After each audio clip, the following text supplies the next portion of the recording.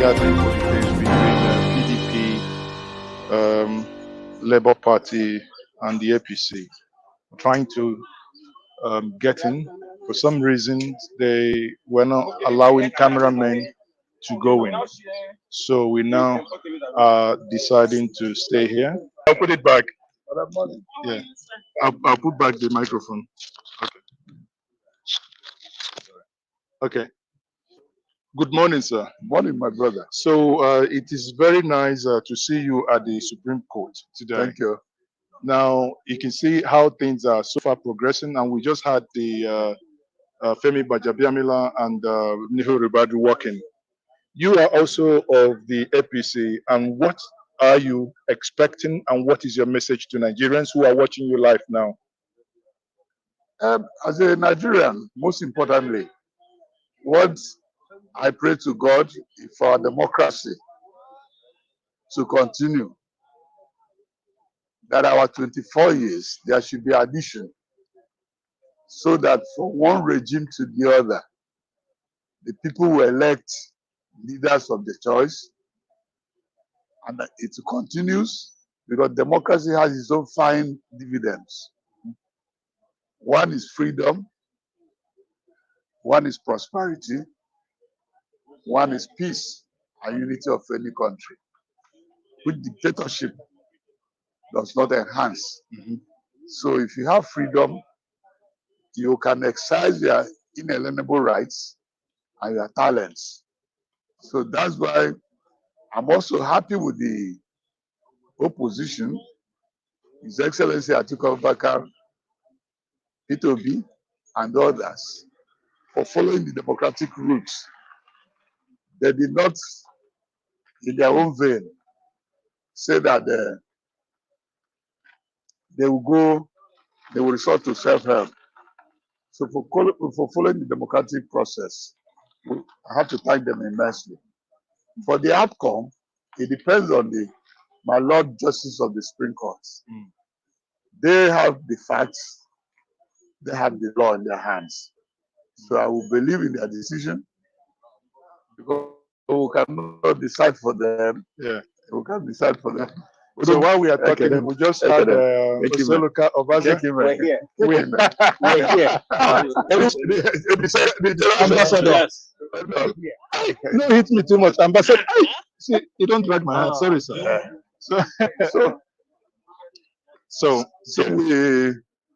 I'm happy that Nigeria is progressing from one election to the other. Nobody would doubt that from 1999 to date, that there are no improvements made. For those improvements, I thank the Nigerian people, I thank Almighty God.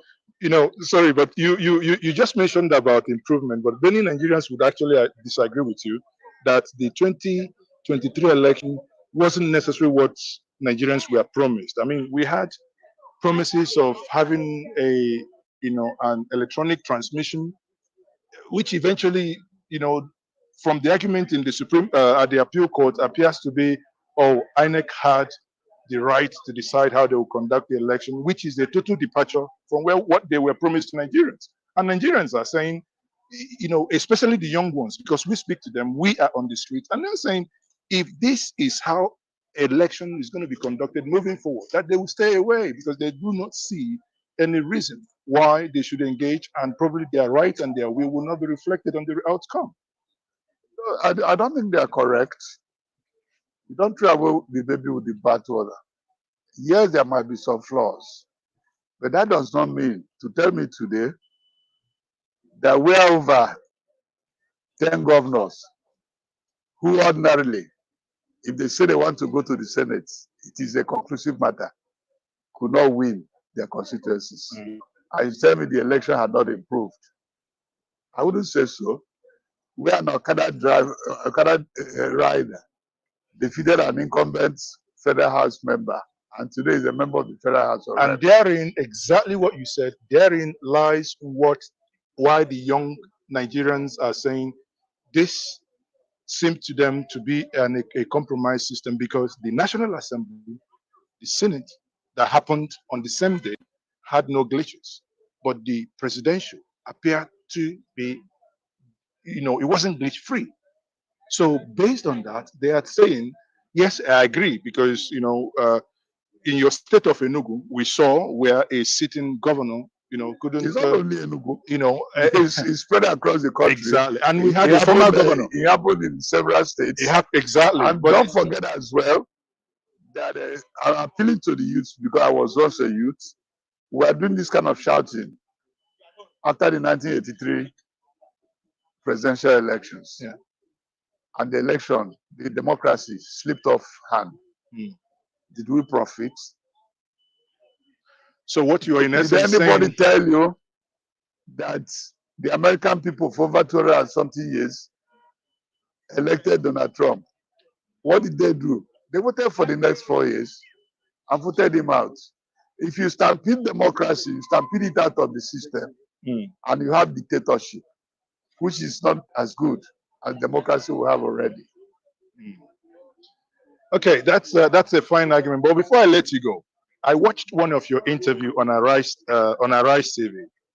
I think I believe if I'm not mistaken, that was the last interview you granted to Arise TV, wherein you made a case of against Atiku that or rather PDP, for not giving the Southeast the presidency, if I'm correct. That was your position.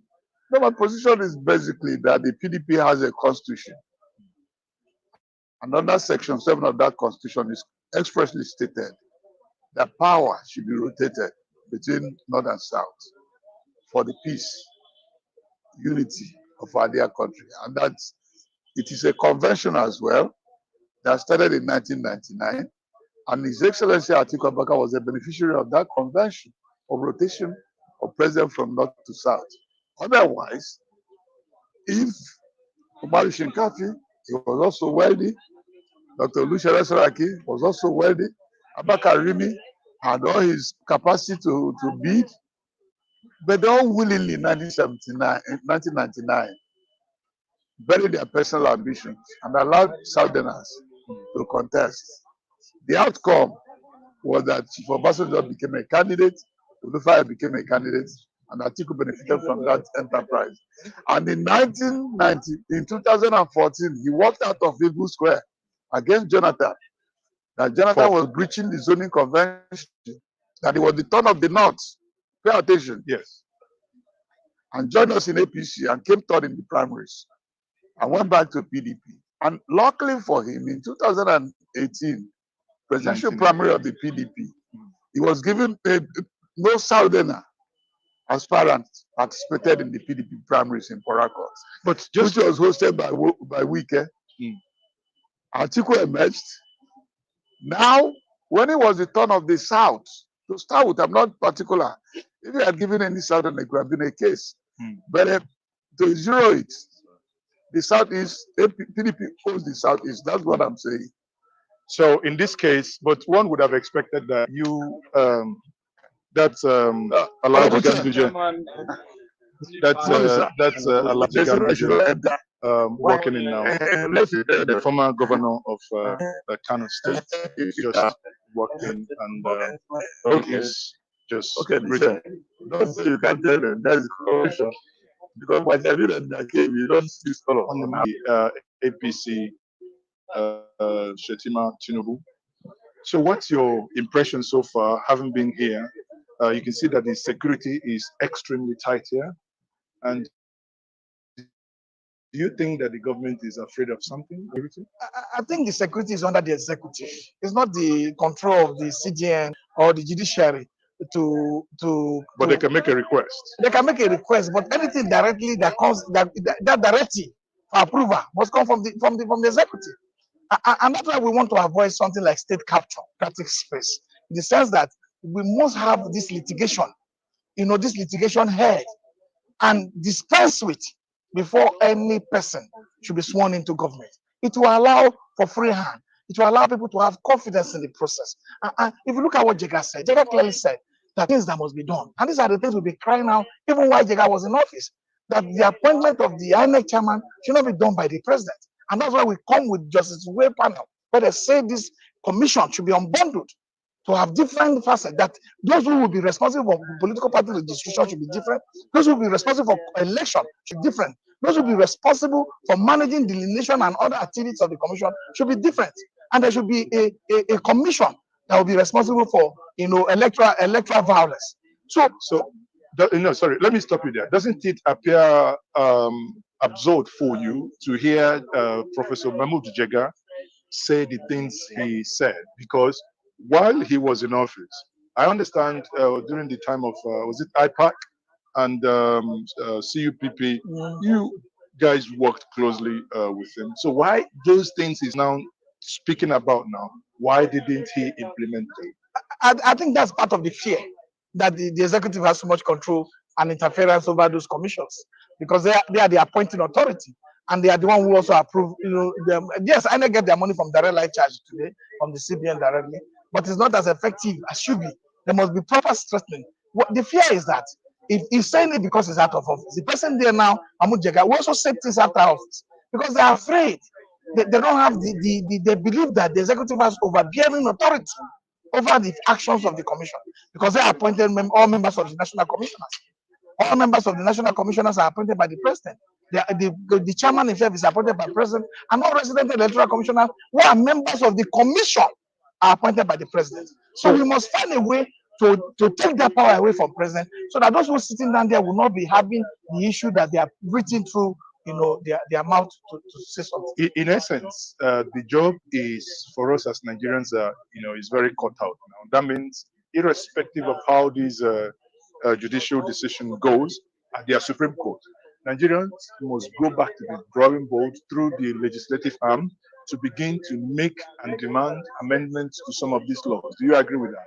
It is very important. The very cardinal things that Nigeria must do first is to make sure that the INEC, the commission itself, is unbundled.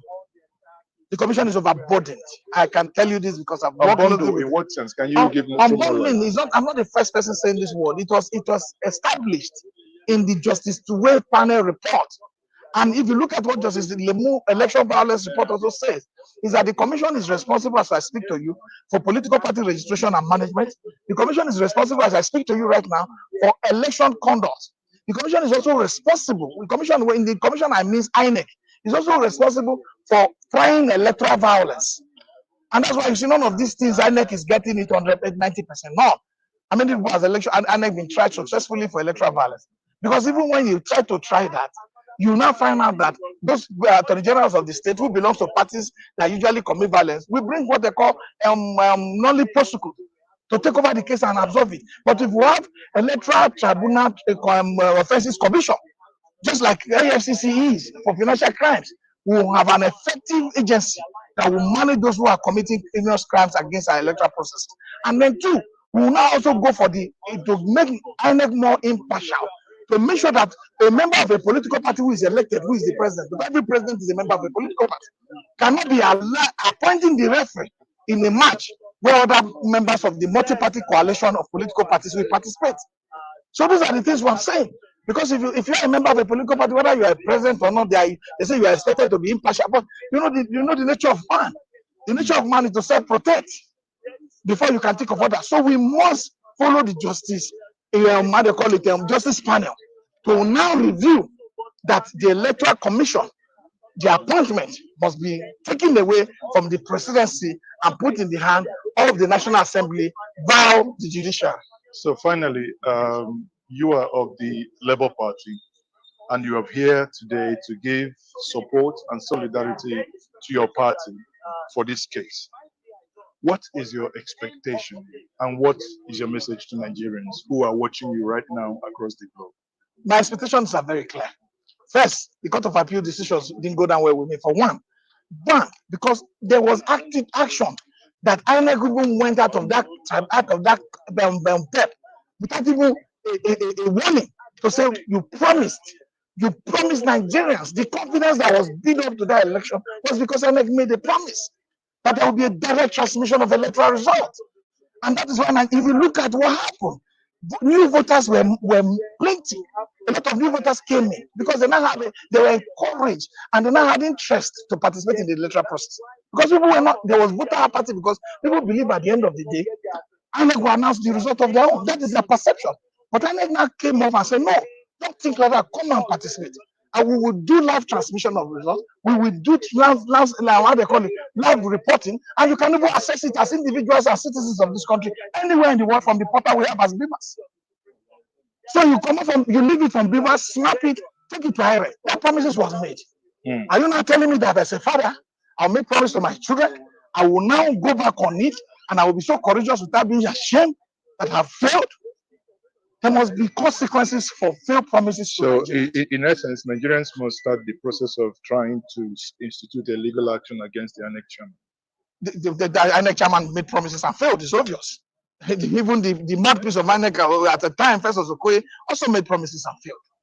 So we can't live as Nigerians and be telling ourselves lies and be living in the illusion that one day things will get better. It's an elusive sense of thinking that when we wake up, people who are put in public trust, to work in the interest of the general public, we take decisions against the general public and we keep on praying. The prayer without action is eventually not going to take us anywhere. And finally, do you foresee a breakdown of law and order, a chance that the decision of the Supreme Court does not go the way many Nigerians who came out to vote expected that it should be? I don't want to take it. A lot of prominent Nigerians have said that the election was compromised, taken from Jegaward, that the electoral system, that the truth must be said, that wasn't, the true reflection of a free and fair, credible election. And when you look at Section 38, Section 39, Section 40, and Section 41, you find out that the fundamental principles that govern democracy, freedom of expression, freedom of movement, and all these things are entrenched in that constitution. So any attempt that people feel displeased by whatever decisions of government or whatever decision of any agency of government and decide to want to peacefully protest, to be able to state that their right must be given the due attention that is required, is within the ambit of the law. And that is welcome. Thank you very much, Mr. Peter Ame. Thank you, Chief Peter Ame. Thank you very much. Thank you. Thank you. Can't continue like this. Nigeria should not be built on what is not working. Abagamba. Babu's everybody now. Mazi Chuks. Mazi Dixon, it's better you call the Mazi Namdi. Before we finish the Namdi, other people may have thought it's a different one. Anyway. It's all right. Nice. Is not a negative name. It's a beautiful name. Wonderful name. Spectacular name. Yeah. So nice to have you at the Supreme Court. Thank you. It's a pleasure. So what's your view so far? Coming in, you saw a lot of security, as usual, or did you expect anything different? Yeah, expected anything different. First, the Supreme Court shares the same environment with the villa. Yes. So it's expected naturally, therefore, that the security will be a lot more stricter than what it was, and it was really. But getting here to now know that there is even a decision on, strictly to follow the list and all of that before you can get entrance and all of that. It's the Supreme Court. We didn't expect anything less. But I thought, with the kind of public interest that this has generated, and indeed that the Supreme Court, being the final arbiter, should be a lot more flexible and allow the interests of the Nigerian people see justice, on its journey. Let it not be evasive. For once, can't we just function as sane, intelligent, human beings? Must we do everything like it's some secret? It's not a secret. Whatever process that we're asking for, we're here because we want the good of the nation. So the Supreme Court ought, for me, from my opinion, ought to have been a lot more flexible than what I'm seeing. But let's see how it goes. I hope that this whole processes will eventually give us justice. That's what's important. Let it give us justice. That's what the Nigerian people want. So, so far, you have seen some prominent people, go into the courts. We've seen Ganduje. We've seen your good friend Nehu Ribadu. Yes, the chief of staff to the president too. I saw them. Of course, they're the boss. They're the big boys in town. So the naturally, of course, they're all now inside the court. Yeah. What is your expectation coming out, what do you expect will happen in court today? I had a conversation with Vincent Otokupu, who is one of the legal representation of the Labour Party. He is of the opinion that Nigerians might even be surprised that today the Supreme Court may even deliver judgment. That is not only hearing, that they can hear and deliver judgment and say, their reasons will be given later. But having followed keenly as a keen observer from the appeal court to here, what do you, as a Nigerian, expect? Listen, the truth is that I'm a Nigerian who has lived almost all his life in Nigeria. So I'm not one of those Nigerians who eloped and eventually probably found their way back home. No, I am thoroughly based here. So I'll tell you that this is our story. The worst we have seen in Nigeria is that we had a president who the Supreme Court affirmed his presidency even when his identity and his school cert as he presented was questionable. And that president served for 8 years and nothing happened. So heaven didn't fall. You see, but this one is a peculiar case. We have a case here of integrity. We have a case of forgery here, where the number one citizen of the nation, who is supposed to be the marketer in chief of the nation, is said to be a forger, is said to have questionable certificate. Educational certificate and all of that. And so for us, first of all, that is something that should concern all Nigerians, including their law justices, because they are Nigerians first before being judges of the Supreme Court. So that is the case here. But are we going to be surprised if the worst happens? Like you said, if for instance they now wake up here and give us judgment and say, they will now, revert to us later and all that. Well, it won't be a surprise. We have seen the worst. However, I haven't lost hope in Nigeria. We just need to uphold this value that should be resident in our heart, that this is our land. However it be in our land, we can fix it. If we are facing a situation today where we are having a forger as president, one day the constitution also provides for when his tenure will elapse. So we shouldn't give up on our nation because of a few bad eggs, a few bad criminals that have captured power. That's not what should happen to us. But however, I'm not expecting a miracle from the Supreme Court. I'm not, sincerely. I just want to hear them say that the system of election in Nigeria henceforth should be grab it and run with it. And then you can be anything. And then they should stop harassing Yahoo Yahoo. If they uphold this, then the Yahoo Yahoo boys should be allowed to function. It's as simple as that. If we don't do that, then there's no justice in the land, and I will continue to have chaos. Nigeria is a great nation, and the black community on earth will not be respected until the black man, realizes that this is the highest gathering of black people on earth. If Nigeria does not rise, Africa will not get up. And if Africa doesn't get up, the black man will not be respected. So they are not justices or themselves a duty to make a name for themselves, save the nation, and save the judiciary. The judiciary is under trial. That's the truth. Atiku has no case here. Peter V has no case here. Tinubu has no case here. The judiciary has a case. They have to tell the Nigerian people and the world that this system, as INEC gives us, whenever they want to have election, is not what should be upheld. That the system we should go with is grab it and run with it, and then we'll take to chaos. And the land will now become a crime scene. That's what it will be. That's an awful lot you've just said within this short period of time. Namdi Dixon Yorubu, it's a pleasure having you here. Let's watch and see how things will unfold. We'll probably have to speak to you more as events unfold. Thank you very much for speaking to us and to our live audience here on JJ Media TV. Thank you very much. Thank you very much. Thank you.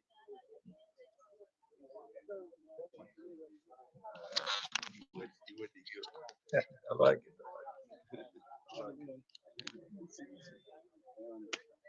Ginger.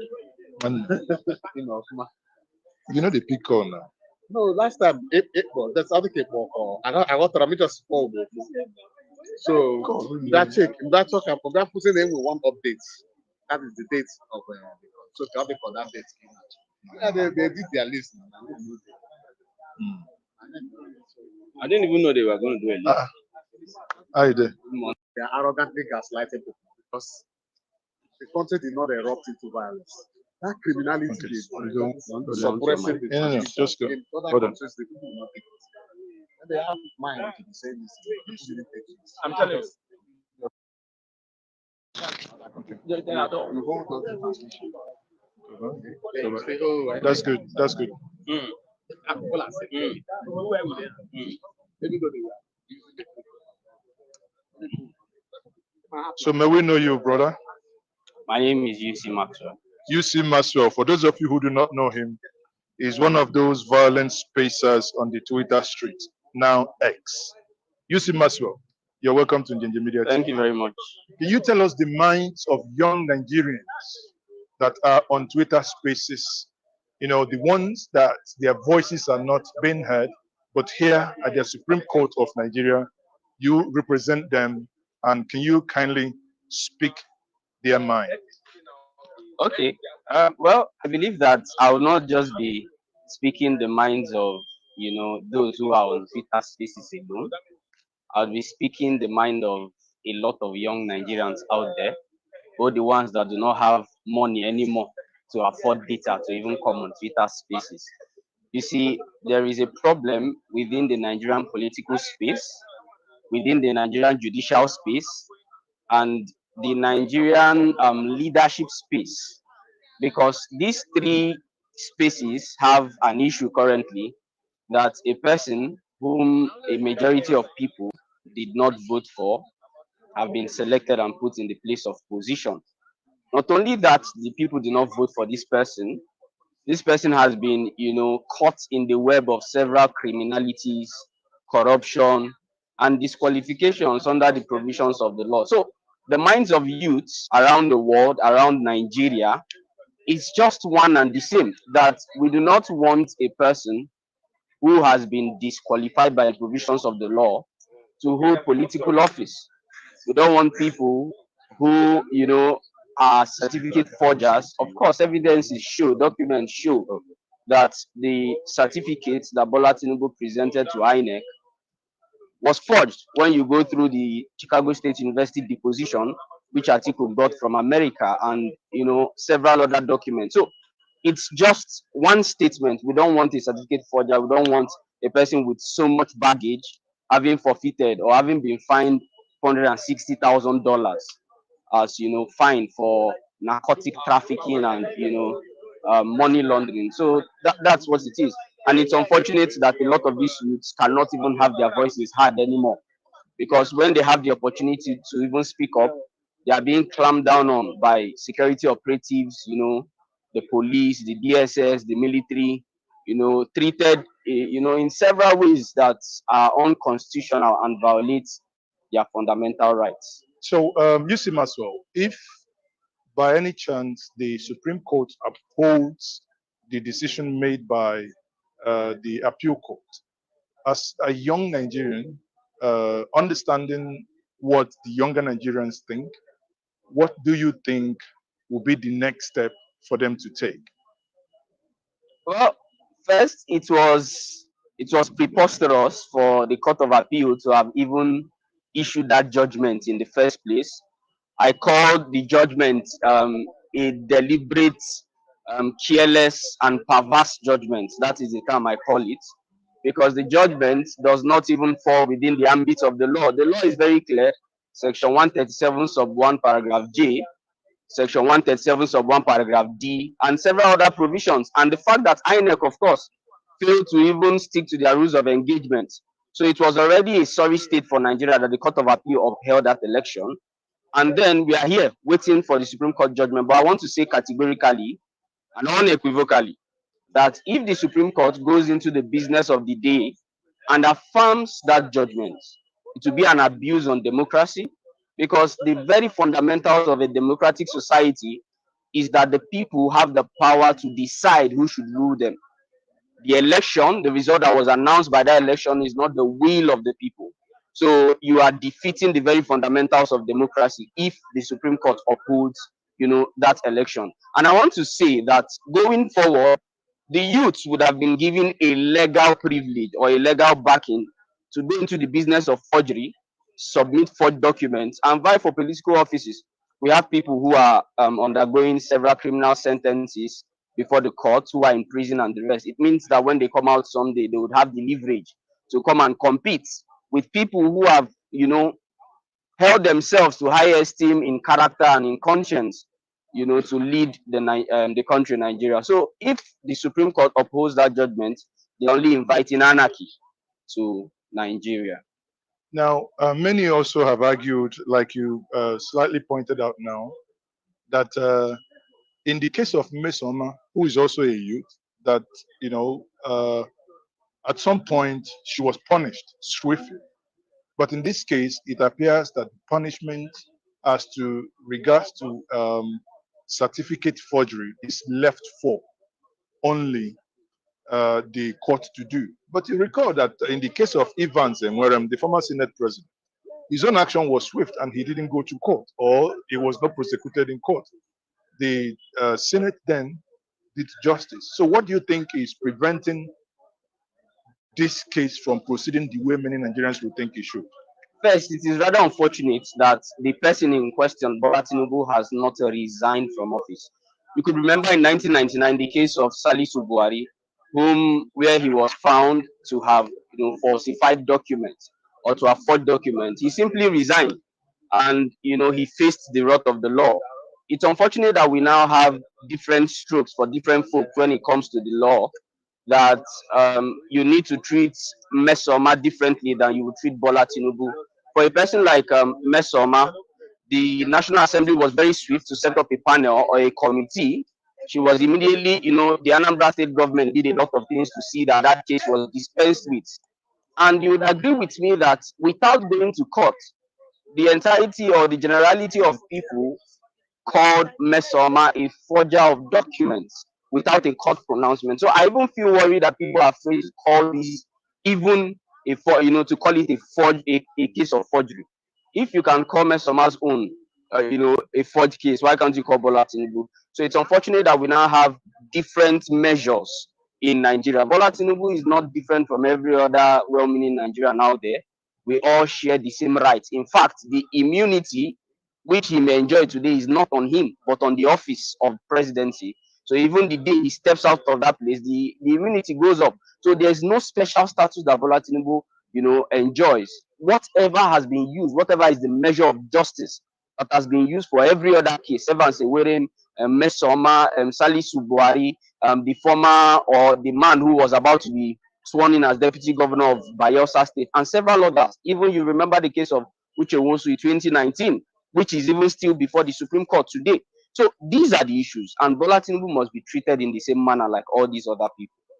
Thank you very much. We will keep speaking to many of you as this case progresses. Thank you very much once more, Yusuf Maswa. Thank you.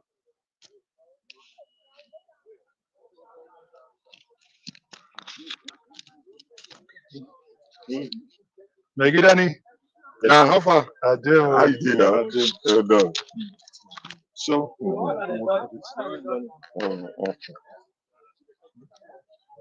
okay. So, people, those of you watching us live, will beckon on you to share, like, and subscribe to this platform. We now have the Labour Party presidential campaign spokesperson in the person of Dr. Unisa Tanko here. Dr. Tanko, welcome to Ninja Media TV. Thank you very much for having me. Good morning. Good morning. You are in court now. I thought your name should be in the list, right? Or you didn't make the list as well? Oh, well, the issue of list doesn't really matter for me. I'm a media person. I'm a account man, so I'm out there to deal with the media. You are somebody of the streets, and you are made of the streets. Yes. And we're not surprised to see you among us in the streets. Oh, that's right. Aluta continua. Victoria Sata. Now we are here, Dr. Tanko. What's your impression of what is going on here today? Well, for once, I'm actually flabbergasted that we are in a situation of a state capture, because what you are seeing here is that the security is heavy and the restriction is being made on certain number of persons, which of course does not give opportunity for people to view and hear exactly what the discussions will be in the Supreme Court. I found it amazing in the democratic setting where people will be kind of really denied the opportunity and access of actually viewing exactly what's going on in the Supreme Court. I thought by now we would have gone beyond this, where we are even talking about having a public hearing where people can easily view this particular issue, because it's a state matter that affects every Nigerian. And so I thought that this is a big opportunity for us to have opened this particular view. But I felt very, very sad that we have been stigmatized and denied the opportunity. Even the press is being denied the opportunity of being inside.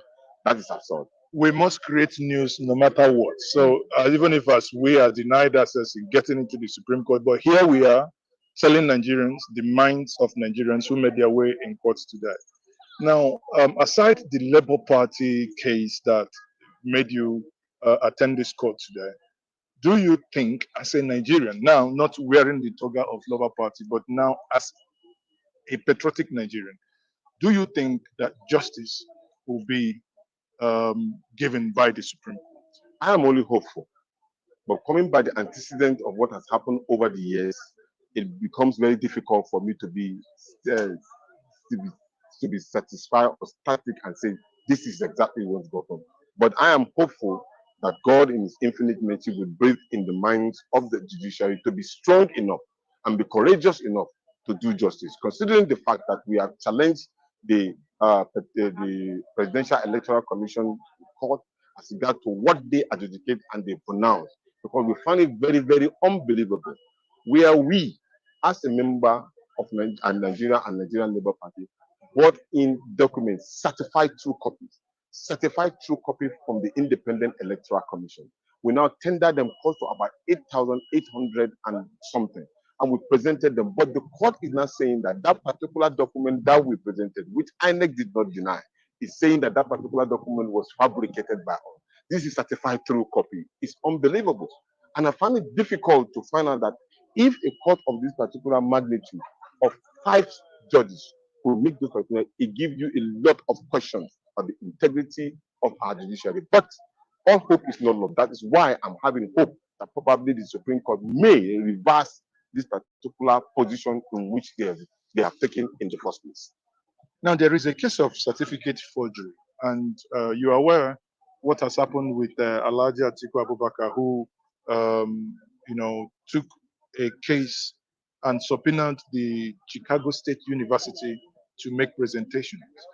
Do you think, considering what happened during the time of former Senate President Evans Enwerem, where he was accused of forgery and perjury, that case, beyond what the Supreme Court decide, do you not think that Nigerians will be demanding that, irrespective of the outcome of what happens here today, that the case of forgery should not stand? You know what is more appalling and more unacceptable to me about this particular matter is the simple fact that honor and integrity has been put to the dustbin. I give an example. Salisu Buhari, the 7th Speaker of the Federal Republic of Nigeria, at the age of 25 or so, was a speaker. He was accused of the same issue, but Salisu Buhari took the path of honor and resigned, even crying to the Nigerian people. But it seems to me, in this particular situation, these particular individuals are not interested in honor and integrity at all. They are ready to rope everybody in. It is very, very clear that it's an issue of certificate forgery, because I listen to people on different stands who are giving narrative to this particular issue. The narrative is simple. Somebody who have not gone to primary school and secondary school, and he has not shown to any affidavit of the reason why he did not go to this particular school, become a university candidate student. And at the same time, when he became a university student under questionable position, he was adjourned to have graduated. When he graduated, where is the certificate in which he graduated? Nobody can tell you. And then he created a document on his own and submitted to the Independent Electoral Commission. That is the matter. The document that was submitted to the Independent Electoral Commission was denied by the same university that he had claimed to have been to. And that, of course, is that the question is that who gave him the certificate in which he presented? That is clearly the issue of forgery and perjury, which he has also sworn on oath that those are the document from his university.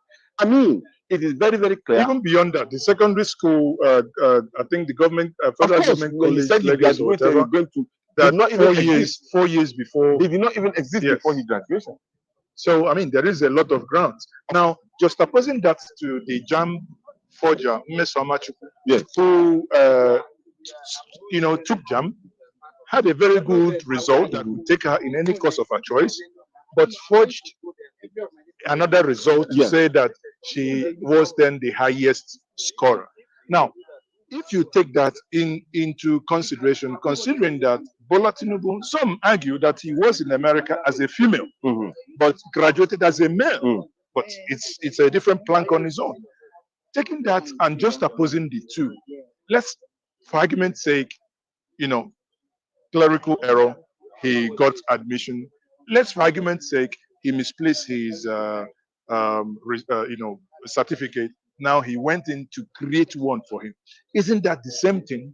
Mesoma, who also sat for JAM, scored JAM, but forged the final result that she submitted to innocent, right? Isn't that a case of clear forgery that one must demand? In this particular case, is forgery plus one, because in our own case, it's a different case. She went to primary school, she went to secondary school. It was writing jam that she presented a result.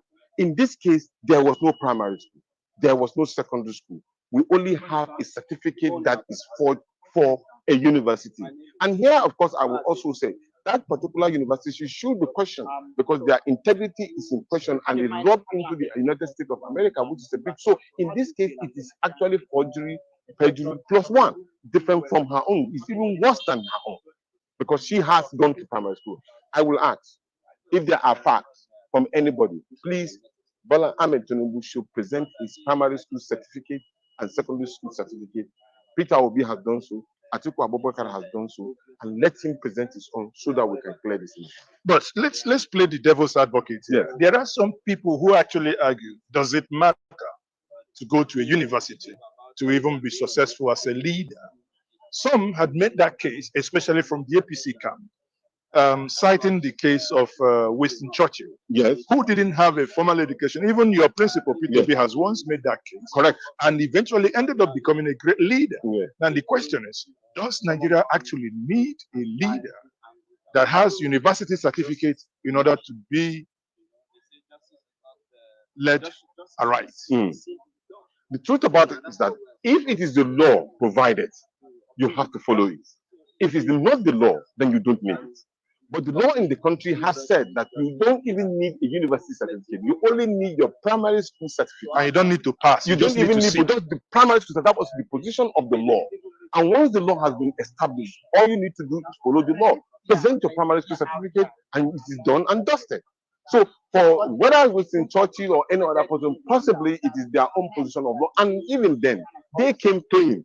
They didn't hide. They said what they are. They openly said that they didn't go to school, but they had the capacity to rule. And then they presented themselves for the people, and the people elect them. So if our people or our leaders can't follow our position of our law, it's simple and short. We don't need any hula value on this particular matter. The law is the law, and it must be followed. Thank you very much, Dr. Tanko Yanusa. Thank you very much. Spokesperson, Obidati Presidential Campaign Council. Thank you very much. Thank you, and God bless the Federal Republic of Nigeria. It's always a pleasure listening to you. Thank you. Thank you. Bola Ahmed Tinubu. There is a case of forgery hanging around him. There is a case of not knowing his real the real date of birth.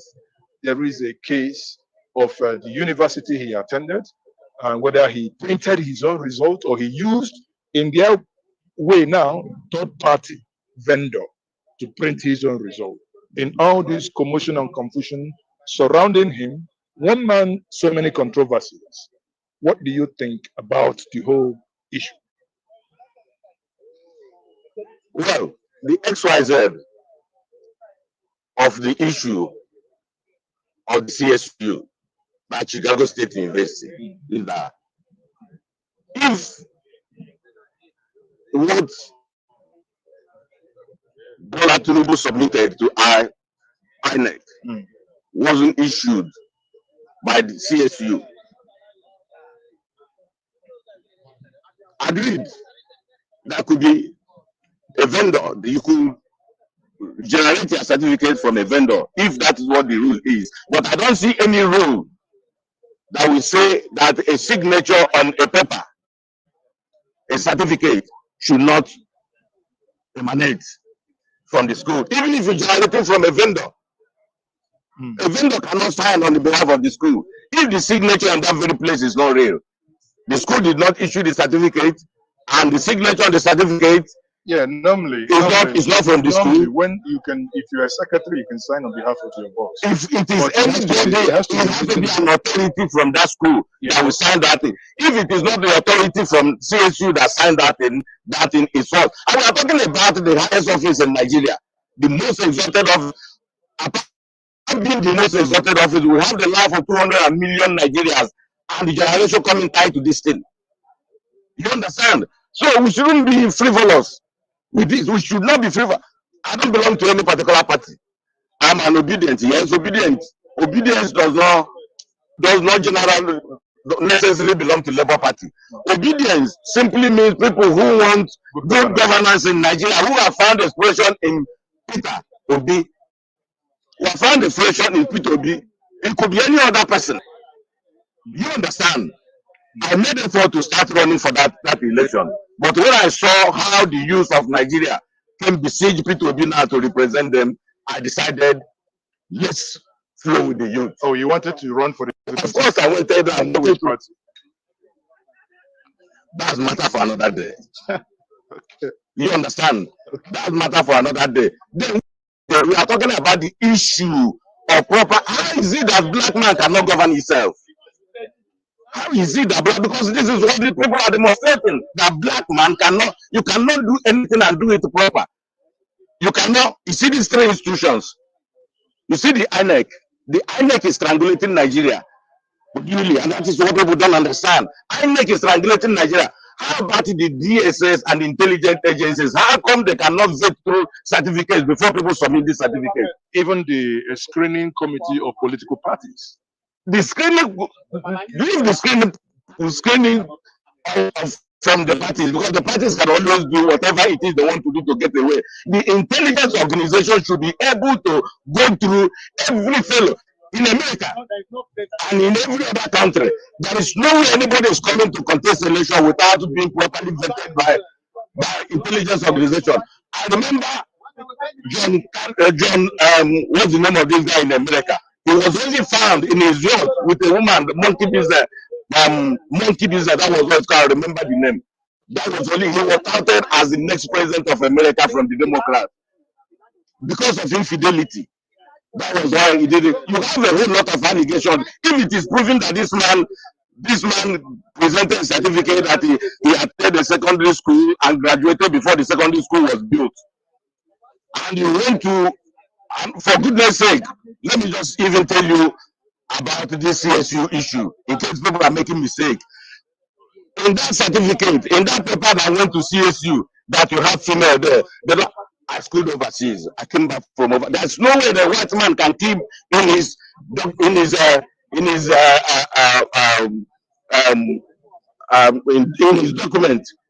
documentary, keep something for like a stretch of 5 years without being able to find out the mistakes in it and correct it. Where they say he's female. I mean, many of Where they say he's female, hold on, it's many not. of us studied that. Yes, In my own case, my first name is Tochuku with double O, with single O. that's right. In one of my applications to the German embassy, they flagged it up in one of my certificates that says Tochuku, which is an Igbo dialectical spelling, double O. But it was corrected with an affidavit. Immediately it was flagged up. So now how can someone who you have seen that your gender was changed into a female, wasn't properly written, and that was not correct? There's no way that school will bring a false gender to CSU. Whatever it was, they took to CSU was in their record. What was in their record, and that record is true.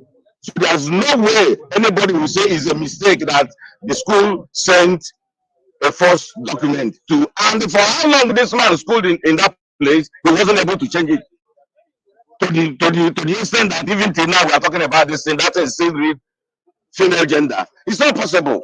Well, on a lighter note, many Nigerians have actually argued that he went to America as a female and came back as a male. So hold on, I think one of our friends here, UC Maxwell, is being accosted by the police. We want to understand what is happening because justice must be done. Is an obedient. Sorry, that's a UC Maxwell, the young man I just spoke to before. We cannot allow them intimidate us here. Thank you. It hasn't gotten to the point of intervention anyway. Well, it's not so the quick start, but we need to. I think they've trying to take him to their car because we need to be very, very sure. We cannot allow anything untoward to happen to him now. All right, thank you very much, my friend. Thank you very much. Thanks for the interview. All right. So what's happening with UC Maxwell?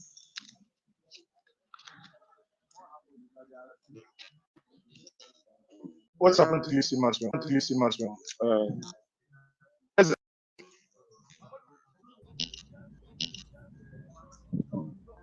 Morning.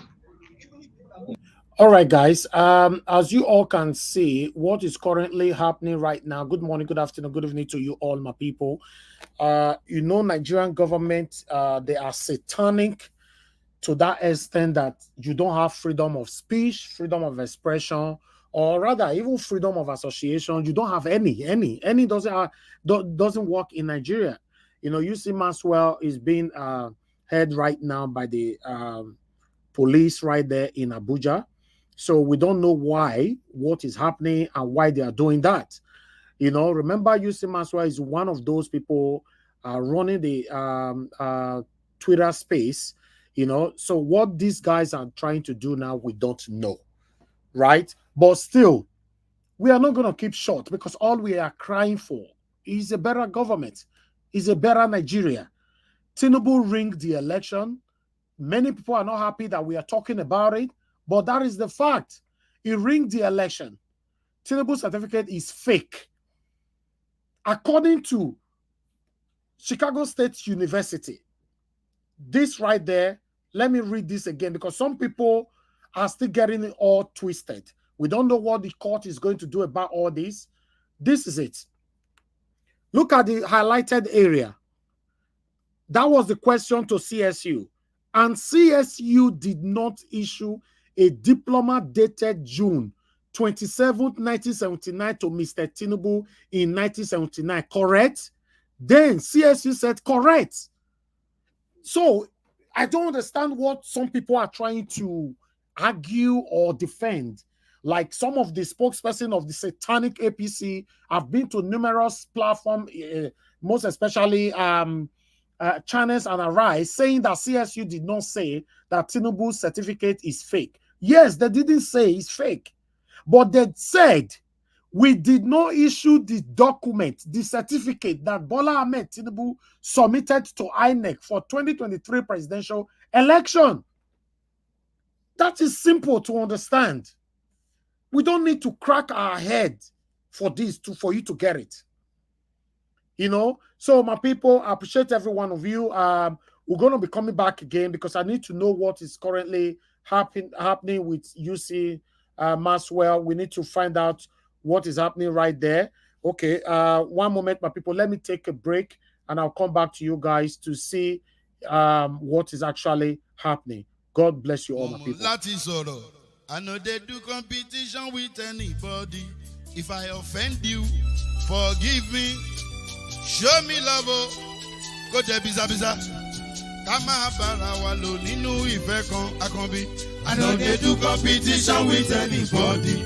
If I offend you, forgive me. Show me love, I go show you love. Kama bara wa lo ninu ife kan. But I know they do competition with anybody.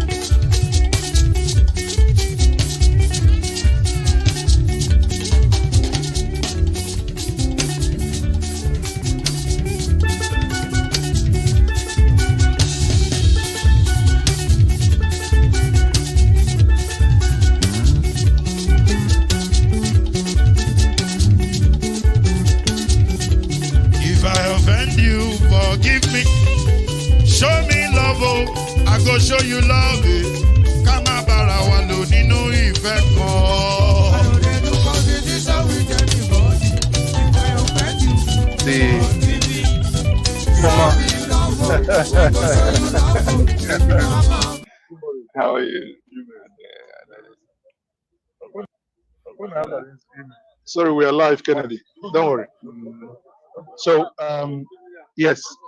Sorry, we are live here with Chief Valentine Ozibo. You're welcome. You're welcome. Thank You you. know, I have before now seen Oselo Kobas, Ambassador Keshi, and a couple of others.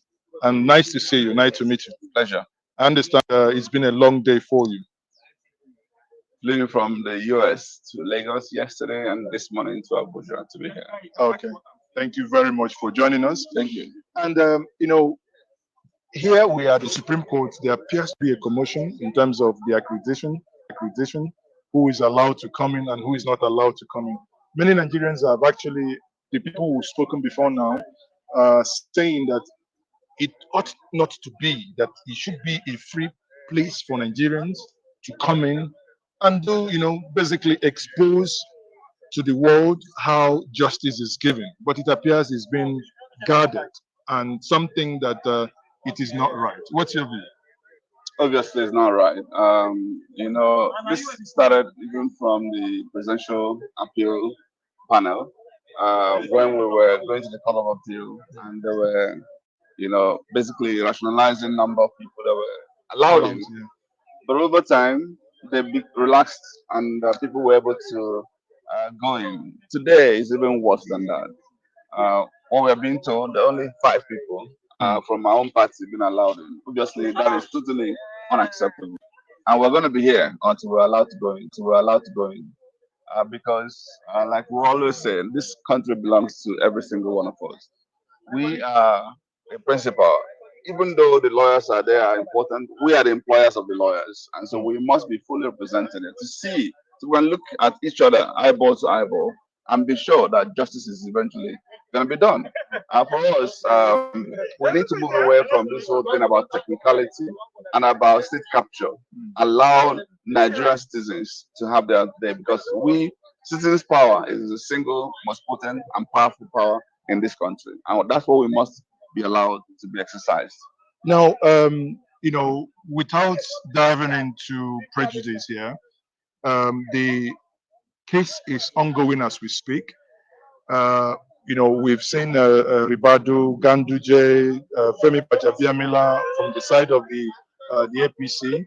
They're all in there now. You know, what, as a Nigerian now, not as a Labour Party chieftain, what do you expect the judiciary, especially the Supreme Court, to do that will amount to justice in your view? For me, it's very simple. Follow the law, follow the constitution, follow the electoral act, and do the needful. The provisions are very clear. You've already interpreted some of the provisions in the past. Be consistent and don't prevaricate and don't bring in technicality. Look at what will be there for posterity to judge all of us. What would you do that the civilized Nigerians, I don't want to use the word ordinary Nigerians, so that we don't okay, people who don't know, people who know would understand that you've been meticulous about propagating the cause of justice. That's what we're asking for. You know, because what the Supreme Court would do in this process will be a game changer in this country. I read an article by a young man who is in school, who is saying that they're all waiting to know what the Supreme Court will say. If, for instance, it has been established that there is forgery, would you say it's okay to forge? Then the students don't need to be in school anymore. There are They can consequences. just go ahead and be forging, and we move on with that. If you establish that there's not, tell us. But if there is, the consequences are very clear. Let's face those consequences. Justice does not is blind. It doesn't care about who is involved. The fact that you may be president or otherwise or governor is irrelevant. Whether you're chief of staff or NSA is totally irrelevant. Justice is about doing the right thing based on the evidences before you. based on presidencies given in the past, based on other reasons that you can articulate. There is not just really answering from going from answer to the question. You're already biased, you want to push an agenda, and you come back to start looking for who and how to get into that agenda. No, no, no.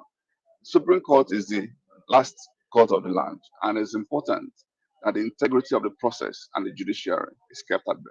And it appears to be a conflict in the Supreme Court where some chief justices, I believe 2 of them 2 days ago, recused themselves as well. I mean, some Supreme Court Some justices. Supreme Court justices.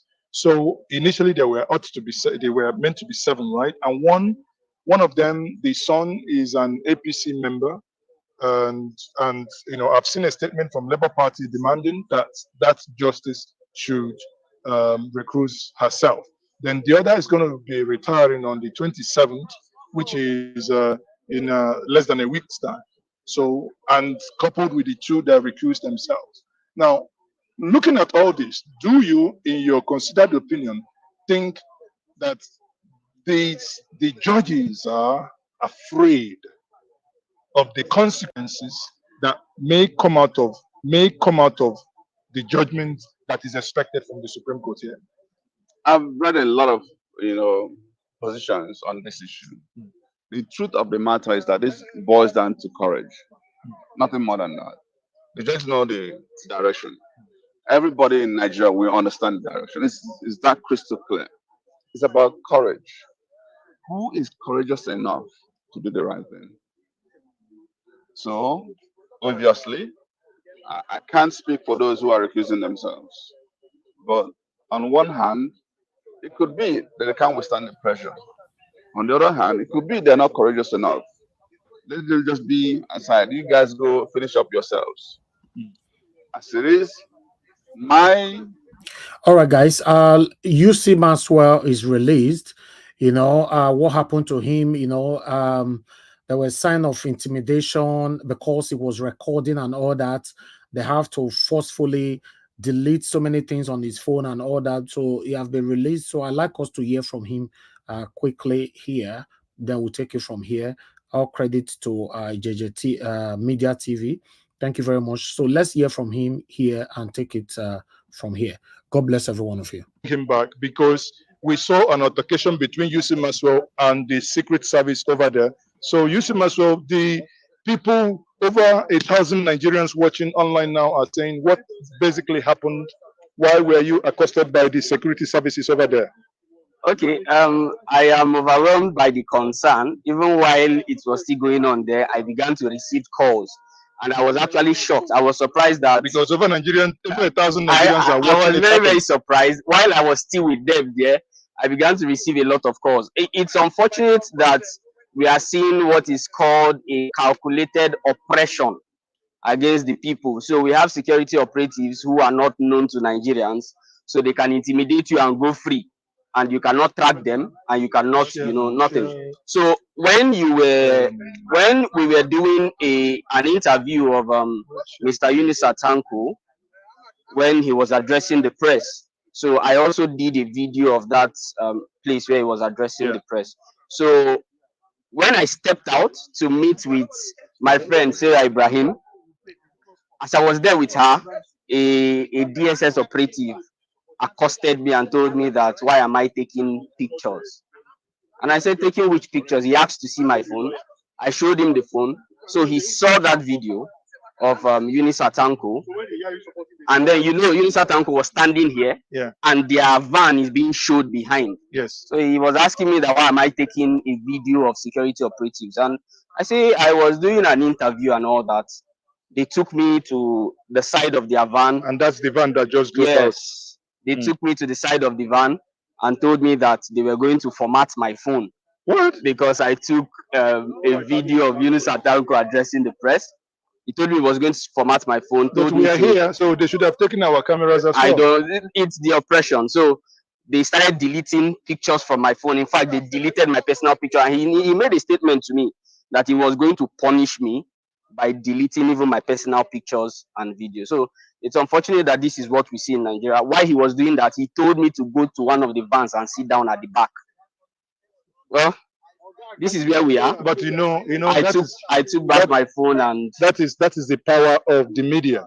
And that is, yes, because while that was ongoing, thousands of Nigerians were watching it, hence the calls you received, and hence the demand for them to see you back again to know that you are fine before they hit the street. of course, I really want to appreciate everybody out there, and this is why I like to emphasize that everything we do out here on the media is very, very important for us to put it out there. I was, seriously speaking, I was surprised when I started receiving a lot of calls. I was like, who is already aware of what is going on? So I want to say thank you to everybody who cared to ask. I am doing fine. I am hale and hearty. Nobody slapped me. Nobody hit me or anything. They only deleted my pictures and my videos. So that is what it was. So, so this, see these two people we see here. In fact, I think I call them the two domestic terrorists we have in the. Pardon me, but this is what I call them because they cause a lot of violence on the violence space and on the parallel fact. These young men, if you do not follow them, you see Maxwell and the real ever best. These guys are real to the core, and they spew it and they say it the way it is. Guys, kudos to what you do. Thank you so much. You too. Well done. We speak truth to power. It's very important. I think in this country, saying the truth is violent. For you to be able to have the boldness to say the truth, you become a terrorist because people don't say the truth. If you can't get the truth from the court system, the Supreme Court are intimidated. If you must be committed to speaking the truth in Nigeria, you must be prepared for what is coming with it. Believe you me, when I left my house at about 6 a.m. this morning, I was prepared to be harassed. Trust me, we are fighting a system. Yes, embarrassed, thrown behind a van. We've seen it before, we've experienced it before. We are fighting a system that is seriously fighting back, and they have the apparatus of government to fight back. But we have ourselves, and believe you me, there is power in unity when we do it collectively. So thank you to everybody out there. Thank you. Thank you, sir. So we are now. Thank you very much, my people. That is the end of this particular live stream. So we are going to be coming back again because the case is still ongoing right now as we speak. Good morning, good afternoon, good evening to every one of you right there. I can see Madam Nena just coming in. Thank you very much for joining us. Remember, today the Supreme Court kickstarts, the hearing of Mr. Peter Obi and Atiku against the appeal against Tinubu. So that's what we are currently following up right now. We have in JJ Media TV live right there that is helping us to make sure everybody can see what is happening right there. So we appreciate every one of you, my people. Thank you very much, Madam Bella Naomi, for all you do. And I appreciate every one of you right there. Buka John Oga, I can see you. Vine Maxwell, I can see you. Jachim, Equelem, thank you very much. God bless you all. Didi Anthony, I can see Social Metal TV. Thank you, my good people. Chris Emenike, I can see you as well. Emily Franklin, I can see you. Peggy Modi, thank you, my people. Efeko Jubilante is right there. Kate tomorrow says with us. Gabriel Equem, thanks for joining us. God bless you all. Mary Osamoge, Emots Efyong, and many, many more. Ellen Chukura, thank you. Jacob Obedient, Kelly, thank you, my wonderful people. Paul Adebowale, thank you, my people. Please just press on the like button before you leave. We're going to be coming back again shortly. I just want you guys to know that we are not going to give up. You see how they tried to intimidate UC Maxwell for standing for what is right, and this is what these people are doing. They target you. They try to suffocate you, to oppress you. To put fear in you, not to stand on what is right anymore, or rather to lure you to their satanic team, because they will love you. Obviously, they will show you love if you join them, like they normally say, if you join APC, your sins are forgiven, but you need to be satanic for you to associate yourself with these satanic APC people. I don't see how anybody will be supporting a satanic set of people that have put every one of us into the suffering that we all are facing today in Nigeria. I don't know how you can explain that. I don't know how, because I would have loved you to come on air and explain it to us. But the painful part of it is that the satanic followers of satanic APC are always shy. Should I say shy, or they don't have confidence, or always trying to hide themselves, from the public? Because if you ask them to come on the media to come tell us why you are still advocating for satanic APC, then you won't see them, but they are very good in trying to bring you down, use every kind of viruses and everything to bring your media and everything down. Listen, guys, I've said it over and over again. We all, any of you listening to my voice today, I want you all to know that we all have one life to live. The best way you can live that life is to live it in truth. In truth. Yes, by doing the right thing. You are not going to live forever. Death is inevitable. You won't live forever. I won't live forever. But the question is, how do you want people to remember you? How do you want people to reference to you? In case say they gay. By God's grace, may every one of us live long with good health. But how do you want people to reference to you? Even though yes, we pray for good health, long life, but you're still gonna die one day, right? How much do they pay you for you to turn your back on Nigerians?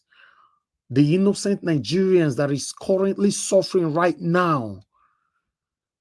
I just pray and I hope Supreme Court do the right thing. Yes, I just pray and I hope they do the right thing. Thank you very much, my people. I saw somebody asking me earlier to post a link. No, we're not going to post a link on this particular one now. We can discuss all of them holistically by 6 p.m. We're going to be coming back again. As you know, our everyday coming out is 6 p.m. every day. So we're going to be coming back again later on by 6 p.m. to talk about all this, because the case is still, the hearing or whatever it's called, is still currently still going on right there in Supreme Court in Abuja. So we'll come back again with a full update. Please endeavor to join us by 6 p.m. And we have a broadcast that is currently going on right now, a replay of what we did yesterday. It's currently going on right now. Please press on the like button. Let the like go far. Don't leave without not pressing on the like button, because the like it means that YouTube can help us to circulate this. Let the world know what we all are currently facing in Nigeria. So press on that like. Currently we have 238. Press on it and help us to copy the link and share into other platforms where you belong. Listen, guys, stand for what is right. And I believe, because I said it yesterday on a live broadcast, no, day first today, that I still have hope that the Supreme Court will do the right thing. Many of you disputed it. No. For me, I don't know. I don't trust Nigeria judiciary. I've never trusted them. But on this one, I believe they will do the right thing. Yes, I know many will question me. No, how dare you say that with the after what the tribunal did and all that, blah, blah, blah. This is Supreme Court. This is Supreme Court. Except they want to sell out their dignity, their pride, and their respect. Supreme Court is the highest court, appellate court in Nigeria. I'm still keeping my fingers crossed that they will do the right thing. But if they do, or they prove me wrong by doing the wrong thing, I don't have anything to lose. There's nothing wrong putting hope in them, for them to do the right thing, because it's too obvious. It's very, very obvious that Tinubu shouldn't be our president. It's not because anybody hates him. You cannot be, for you to be the number one man in Nigeria as a president sitting in the number one seat in Nigeria, your record needs to be clean. It needs to be extremely clean. I'm telling you, these guys have been doing it before for decades and get away with it. But this time we shouldn't allow them to get away with it. No. Just look, just imagine, since Tinubu getting into power, look what is going on right now. How much is $1 today? Can somebody put it on the comment section before I leave? How much is $1 today? How much is pounds today? How much is petrol per liter? People cannot even eat 3 times in a day anymore in Nigeria. And you expect me to support Tinubu, to sing praises of Tinubu? God forbid. I can never do that. It's not about, nepotism or favoritism anymore. Even though it's your father that is right there now and is failing, you're supposed to expose him. Stand for what is right. That is all we need. Do the right thing. Okay, dollar is 1,250 naira. Can you imagine? That means a pound should be 1,400, 500 now by now. And where? Okay, petrol is now 620 naira per liter. How do you want people to survive in a country where people are receiving minimum wage of 35,000 naira? Wow.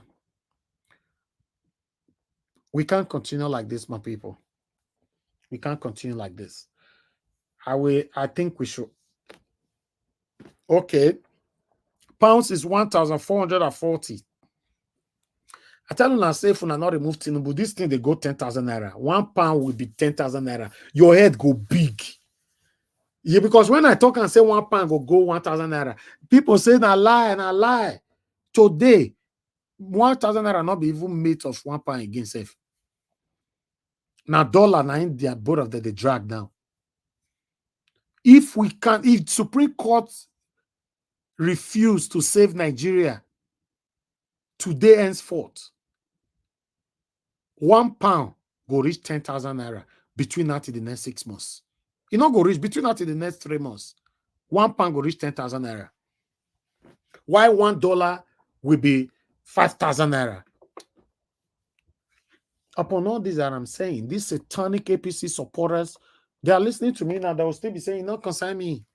Tinubu must be there." Ethnicism. Yes.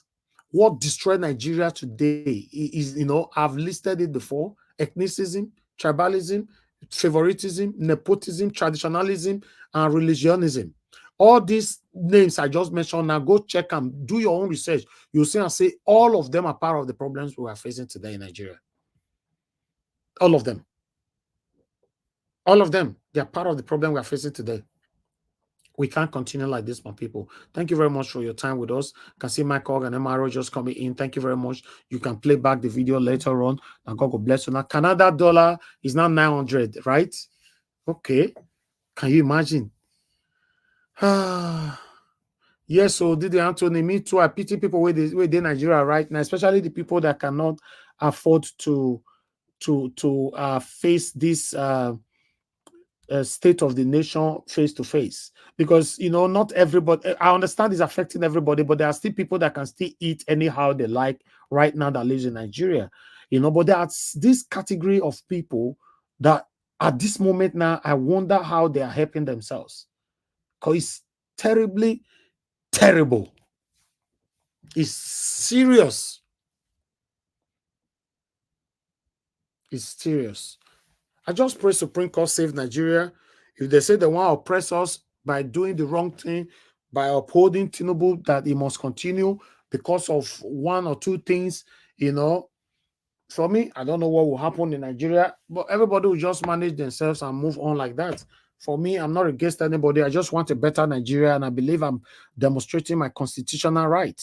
It's my constitutional right. It's my right to question this satanic government. It's my right to call on the previous satanic leaders that have ruled Nigeria for all of them to be arrested. It's my right. Yes. Ask yourself, how many times you don't see anybody that comes into power will arrest their predecessor? Ask yourself, have you seen? Any state where you come from now, tell me. Any governor who don't rule for your state, you don't see any new governor come, you arrest the previous governor, or question or probe him, say later the probe can't lead to prison. You don't ever hear him in the history of Nigeria. You don't ever hear him say president go come, his predecessor, the previous president like Buhari be, so he go prison. You don't ever hear him.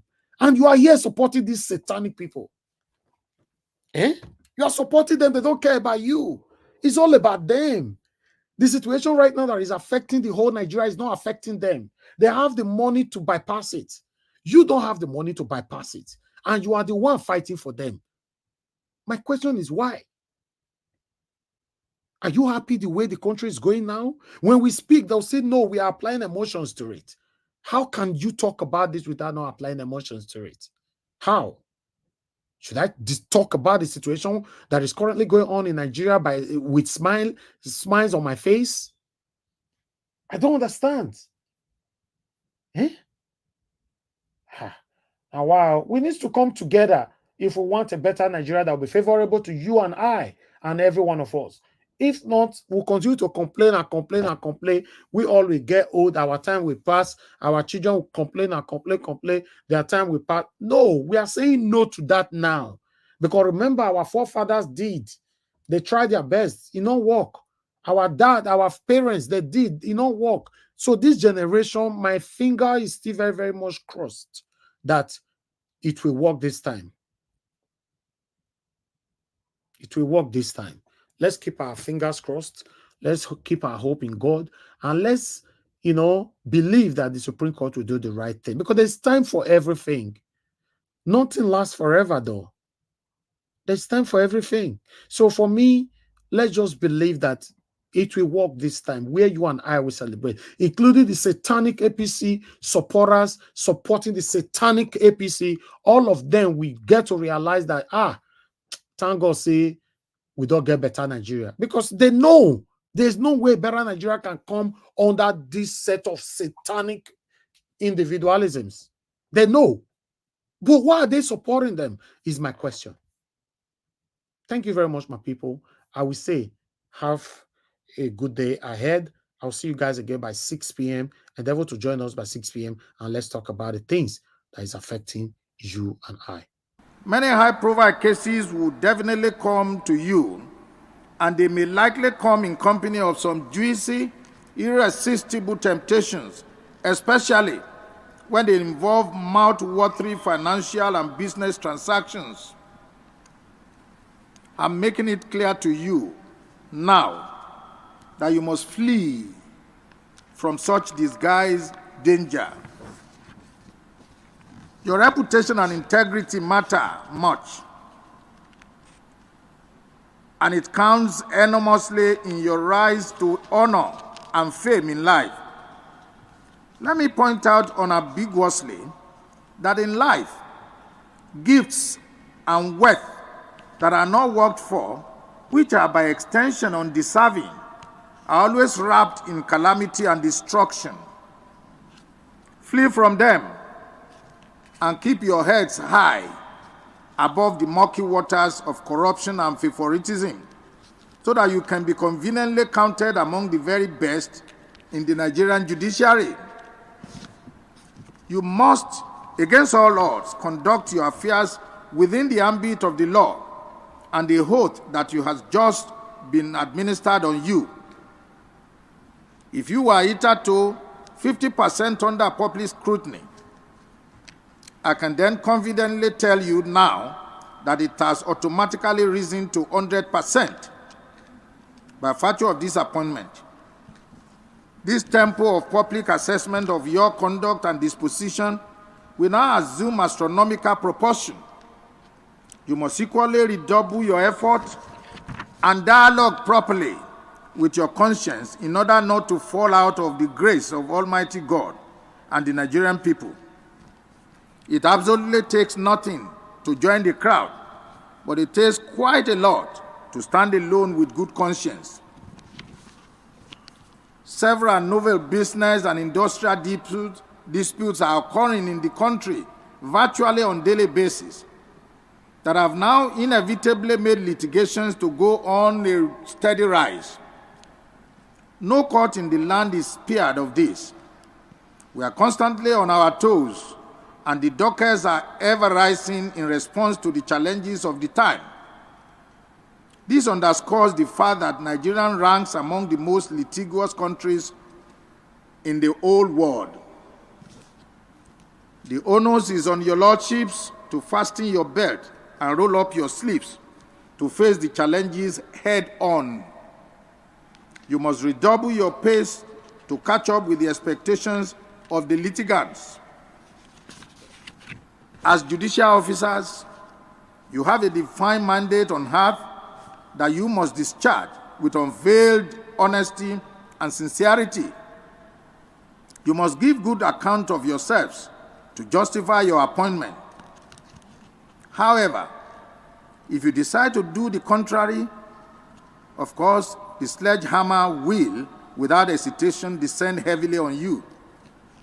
No judicial officer at any level of our courts will be allowed to drag the reputation of the Nigerian judiciary into the mud. We can't come this far to fail. Take heed of this admonition by working rightly towards occupying an enviable space in the annals of the Nigerian judiciary.